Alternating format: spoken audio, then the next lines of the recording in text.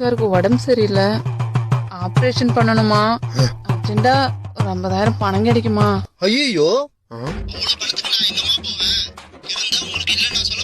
கஷ்ட காலத்துல போய் கேக்குறியாமா?